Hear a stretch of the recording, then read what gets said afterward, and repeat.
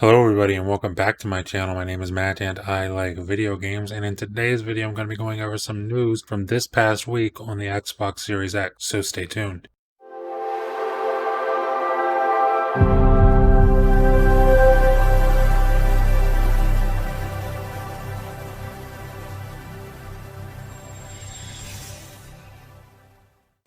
Before I get started on this video, I just wanted to let you guys know that this is a video I wanted to make last week, but I was just really busy last week and it didn't happen. And honestly, I considered just skipping this video and doing something new for this week, but the more that I watched that Digital Foundry video from last week, the more I wanted to make this video. So I guess better late than never. Let's get into it. So as we all know, last week Microsoft lifted the embargo on backwards compatibility on the Xbox Series X, and the floodgates opened quickly with videos from IGN, GameSpot, The Verge, Digital Foundry, and many more. And from everything we've seen so far, this console is going to be an absolute monster. I mean, we're seeing some really exciting results. And keep in mind, whatever I talk about in this video is all being done without any optimization on behalf of the developers, which means that all of what I'm about to say is based entirely off of the Xbox Series X using its raw power to basically brute force these games. So let's get into this backwards compatibility stuff.